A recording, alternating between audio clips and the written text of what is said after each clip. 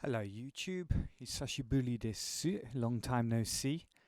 Uh, long time no speak. Anyway, um, apologies for the shitty hand mic. I'm much more a musician than I am a YouTuber, and I don't have any fancy kind of podcasting setup or anything. Um, yep, we're here in my apartment, sitting on the floor. Before I get the odd comment calling me a weeb like I normally seem to get, I've lived in Asia for about 20 years, Japan about 10. My apartment is all tatami. There is no like Western style seating, so this is kind of how it is. 本当に日本に住んでいますよ。オタクじゃないです。So yeah, there's been this trend on YouTube, it seems. Uh, By the way, I'm not very good at doing this whole look at camera thing. I'm like monitoring myself on the side. And I also have ADD, so I'm kind of all over the place. I don't know how this is going to go. Yeah, so there's been this trend on YouTube, it seems, the start of this year. A lot of channels, or a lot of the big channels anyway, of people announcing their retirement, their hiatus, sort of confessing that their heart isn't in what they're doing anymore and they want to change focus or quit. And funnily enough, the timing's kind of right that's been on my mind to talk to you guys about too. And I thought rather than just sort of change it up on the QT and then the content you're getting is totally different to what you subscribed for and you're not really getting why, I thought I should come before you guys and explain what's up and where I'm at and where my head's at and where the channel's kind of going from here if you do stay subscribed to me. Because I feel like I owe you that for all the tremendous support I've had over the years in terms of views, comments, Patreon, all that. You guys have been amazing. So I never expected the channel would blow up like it did. But yeah, there are going to be changes, and I'm going to give you the TLDR right now because I kind of hate it when channels prick tease this sort of thing and they don't drop the actual information that you're looking for until like 10 minutes into the video. So long story short, this isn't goodbye. I'm not retiring the channel, but it is going to be a big change in focus and change in the kind of content you're getting from here forwards. I know that probably that's going to be where I lose a lot of you.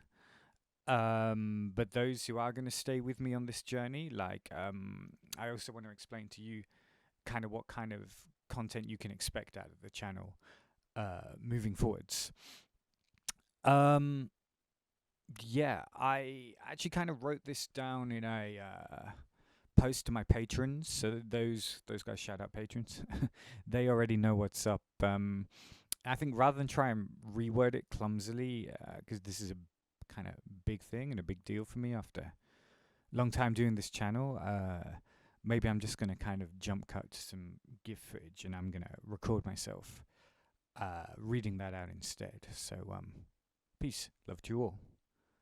Oh, one more thing to add, but I'm still going to DJ here from time to time, so you will still get some new music when I feel like doing that. I still enjoy doing that on occasion. And that meaning the live streams, but there'll be the visuals in the background, the same kind of thing you've come to expect from the live streams. And all the old videos are going to remain up, so I'm not going to delete any of my back catalogue. You don't have to worry about backing stuff up. The Siberian Anthems Volume 1 fans, like, you don't need to be coming with the pitchforks at me. It's all going to be there. It's all going to stay. I started this channel 8 years ago. First and foremost, it was always a showcase for my own music that I create. But then when I tried making a DJ mix of other people's songs with atmospheric pixel art that matched the vibe, literally the first one I made, the Siberian Anthems one, blew up massively on Reddit. I started seeing views I never dreamed of almost immediately, views in the millions. The next few videos saw similar success. Because it was a DJ channel, my entire channel was banned for life from any monetization on the platform. But I didn't really care. People loved the stuff I was passionate about sharing, and that was all that mattered.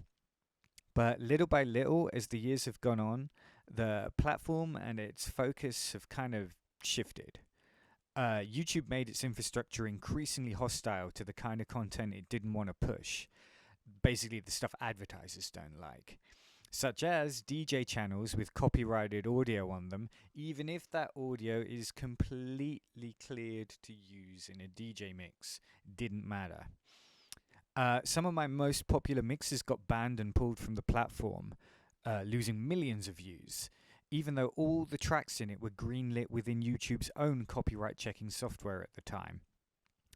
I got a misleading content violation, a content policy violation under misleading content that was never explained, and it still sits on my channel to this day, probably counting against me in the algorithm somewhere.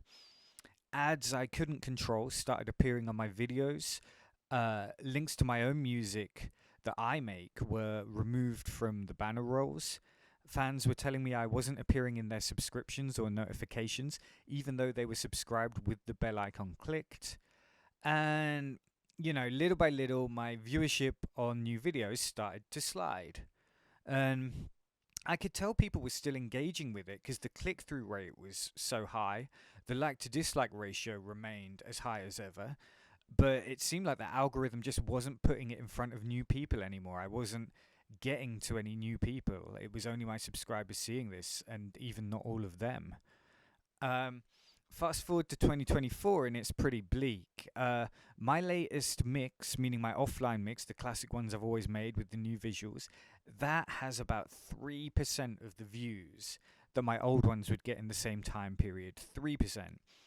And that's a kind of typical performance of my videos these days. To give you some idea just how much the channel has fallen off, in 2018, my channel had 38,000 subscribers. Now, in 2024, I just scraped up to 39,000. And of the views that I do get now, 90% of those are just split between the first 3 videos that I ever made. The Sybient one, the Future Underground, and, it would have been the Synthwave one, but that one got pulled by YouTube. And yeah, people always tell me they love those videos, and I'm super stoked. But those were literally the first 3 videos I ever made when the channel was at its biggest. And you get this thing where the videos that have got the views initially attract people in. I don't think they're the best content I've ever made. I don't think that I happened to hit 3 home runs to start off, and then for the next 7 years, I never made a mix as good as those. My skills got better. The quality of the DJing got better. I got better at finding gifts and this kind of thing. But I mean, it's a matter of opinion. People love those. It's cool, and I'm glad they love those. I'm still proud of them. But it makes it kind of hard to motivate yourself to keep putting out new stuff that just isn't getting seen and people aren't talking about. This environment made it hard to find the motivation. And honestly, I've also kind of gotten bored of making the same old stuff over and over again. I love music of all different genres. I'm a huge punk. I love hip hop. I love world music, folk, indie, 80s pop, jazz, death metal. There's so much stuff that I love, more than the narrow range of music that I showcase on this channel. But every time I try and put something different out there, anything that isn't Sybient, isn't techno, or isn't synthwave, all that happens is I get a wave of unsubs, and the algorithm just seems to kind of push my channel further down because the videos didn't perform well. Similar thing with the visuals, it takes so long to collect all these GIFs and stitch them together. People ask me, how do you do this? How do you get all these GIFs? Where do you get them? The simple answer is I grind for hours and hours finding these things. Hours and hours. But, again, if I tried anything new with the visuals, people were like, oh, where's the anime? Where's the pixel art?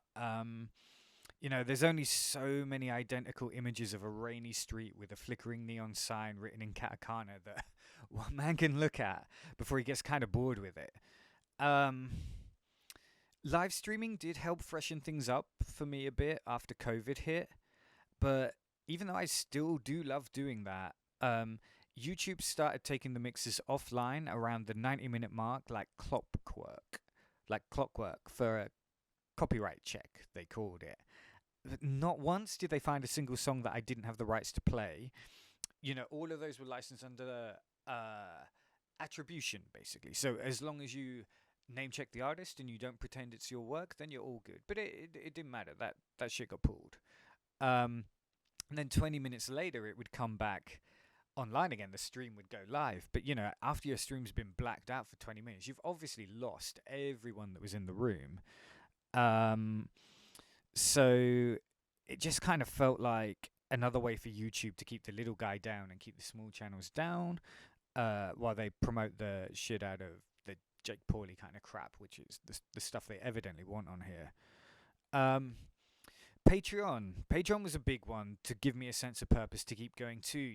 I had people that you know believed in what I was doing and they wanted to see it, and it kind of pushed me to keep going. That I owed it to these people to keep bringing them what they want. Um, but even there, whilst I'm obviously grateful to each and every one of you that's ever donated, and to all of you that haven't, that is slowly beginning to dry up. I haven't had a new patron in months, and they're steadily declining in numbers. So it's all kind of on the downturn.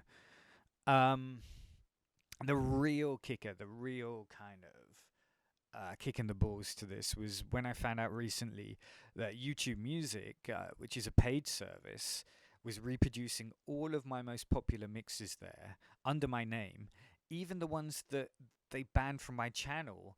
They had put up on YouTube Music, and these things had millions of views on there. And I had no idea they were even there. I don't know where the money from those mixes, from the people paying for that service, is gone. But not a penny of it ever went to me. I've never had a penny from YouTube for anything, anywhere, ever. Um, yeah, I know I'm only playing other people's songs, and rightly, those artists should be the ones primarily compensated. 100% agree. I'm a musical artist myself. 100% agree. But then, if the mixing that I'm doing and the compilation that I'm doing has no value at all, why would YouTube even upload the mix at all? All the songs that are in the mix are already up on YouTube Music as individual songs. So clearly, they feel that there's some value added by my DJing and my selection and my mixing. But I've never seen any compensation for that, while they profit off it. And it's all happening under my name. So that kind of stung. Um, but yeah, so I'm not getting anything like the views I was getting. I'm not making any real money from this. I don't have much of an audience anymore. So then I think, why am I still putting in the same hours as like a part-time job on playing the clickbait game, making the same old narrow content to try and bring in as many people as they want, only for it to kind of sink without a trace anyway? You know, that's not saying I need the audience to continue wanting to make stuff. That's not saying I need money to want to continue making stuff either. Um, but if I'm not paid and I'm not seen, I might as well make the stuff that I really want to make, rather than this stuff that I've kind of been shoehorned into making and I'm kind of bored to crap with. That's why I started the channel in the first place, sharing my content. So then we get to it. I guess this is kind of the more positive side of what I want to say here. Um, During the last year or two, I've secretly been working on, among other things, a massive solo project. Um, when I left Japan to visit my family in the UK a couple of years ago, I dug out a hard drive with all my old music projects on it that I'd started and not finished over my lifetime. This is going back like 20 plus years of music making. Hundreds upon hundreds of unfinished song ideas and little riffs and melodies that had potential but never went anywhere because they just got forgotten, or I couldn't work out how to develop them at the time. I combed through them, and honestly, most of them were pretty bad. But about one in every 20 would have some kind of potential, something unique or special about it. I put these potentials aside, and when I'd finished, I had about 20 or 30 of them. Finishing them all as full-length polished tracks would have taken years, especially at the speed I work, maybe even decades. But instead, I had another idea of a way I could use them. Recently, I've become interested in the power of short-form music, the kind of stuff that Lorne or Ogre make, like these little 30-second to 90-second songs, like little short stories instead of novels. Uh, I thought maybe I can tie these little audio snippets of my broken projects over my lifetime together into some kind of patchwork that's more than the sum of its parts. Weaving together broken pieces of music into like a bigger soundscape with conceptual elements and loose narrative between the breaks to tie it all into this one kind of cohesive unit.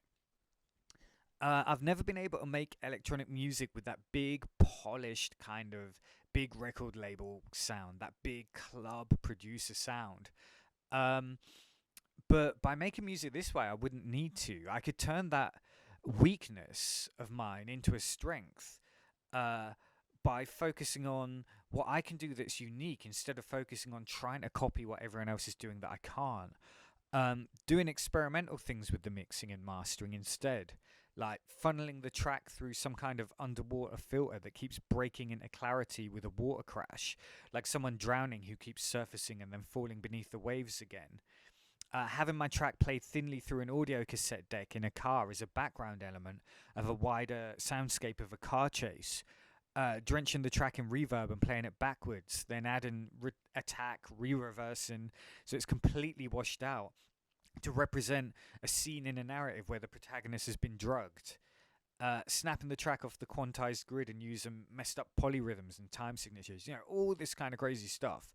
Um, I'd been, let's say, experimenting a lot during COVID, and therefore my own headspace, my creative headspace, had been really opened up by the way I was living at that time.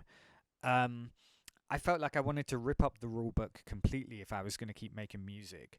I wanted to stop trying to shoehorn my creativity into any established genre. Like, I'm going to make a song in a synthwave style or a techno style. Um, just to get views, listens, buys, or whatever. I wanted to express my raw creativity from the soul and make something completely without any genre structure and unlike anything else. These old projects, some of them go back as far as 2003 when I was 17. So that tells you how old I am, by the way, guys. Um, some of them lent themselves perfectly to this kind of freeform idea because I'd made them so long ago. It was before I understood any of the rules of how to make music, so they were completely weird to begin with. I mean, most of them sounded terrible, but by revisiting them with 20 plus years of music production experience under my belt, I could revisit them and extract the raw essence of what I was trying to express and refine it into something special. Kind of like a collab between myself as a young artist who had tons of raw expressive energy but had no craftsmanship or skill. Between that and like the almost 40-year-old me, um, who's like a worn, weather-beaten artist with like the wisdom of experience, but is desperate to kind of regain that raw fire in my belly that I had as a young man for this stuff. Um, so that's what this project is, and fittingly, the name of it is Kindle the Last Ember. And it's already finished. It is already finished, and it is already ready to drop. I'm releasing it just under my full name, Stuart DL. DL is how you pronounce the channel name, and that is my real name. I'm Stuart DL. Which is why it weirds me out when people shorten my name to Dal, because my name isn't pronounced Dalziel. But whatevs. That's all good. That's a side point. So yeah, no gimmicks, no stage name. I intend this to be my ultimate and probably my last statement ever as a musical artist, at least as a solo one. I'm too old to have anything of value left to say artistically.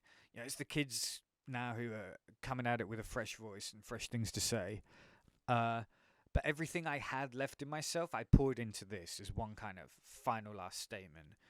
When I think of the older artists who I respected as a young man as still having it, whatever it is, Scott Walker, Bowie, The Fall, Swans, these kind of people, they all had one thing in common. They didn't sound dated. They didn't sound out of date because what they were doing was so deeply personal that it never sounded like anything else that anyone was doing at any other point in time anyway. You can't date something that was never a trend to begin with. I can't say whether this body of work that I've put together ultimately is good or bad to the outside listener. And honestly, I don't really care, but it's me. It's me distilled down to my creative essence. And it's the first thing that I've done in years that has really excited me creatively. Um, the meta themes in this work are deeply personal, about my kind of crazy, turbulent, whirlwind life over those 20 years, um, bouncing around the world, scraping a living where I could. Um, I guess they serve as time capsules for various eras of my life in which they were created. The travel, the music, the parties, the friends, the lovers, the deaths, the triumphs, the anguishes, all of it. Blood, sweat, and tears. Um, it's going to be presented as a double album, with the tracks broadly split into the A side, Kindle the Last Embers, which encompasses track which they might be sometimes dark or challenging, but they all contain a kind of spirit of hope or some kind of optimistic, upbeat feeling in there somewhere. And then there's going to be this B side, which is entitled Envy of the Aborted. Um, and that's going to encompass the more mechanical tracks, the harder tracks, the more industrial tracks, uh, feelings that spur from those moments we wish to reject our own human fragility. But again, even these are not without their moments of kind of haunting beauty, or I'd like to think so anyway. And there's melody even in that nihilism. So the A and the B, they dovetail at the ends, despite being polar opposites. Um, if this thing tanks my remaining viewership on the channel into annihilation as some massively pretentious and self-indulgent project, I accept that. Where the channel's at right now, I accept it. I mean, it's slowly bleeding out. I might as well kill it with one last fuck you to the platform YouTube and just do what I want to do. This is me. This is Stuart DL. And the first track is going to drop next week. To be followed on a loosely kind of once a month basis with a new track every month until they're all released, because they're all ready to drop right now. But I mean, there will be the odd live DJ set thrown in there, because for one, I don't want to turn you all off completely, I guess. And I still feel like I owe my remaining patrons a little bit of what they're here for. And honestly, I still kind of enjoy DJing for you guys time to time. You know, I do find joy in the live DJing. Um, I'll also keep up the VODs of those streams after they finish, so they can function just like the old mix vids used to.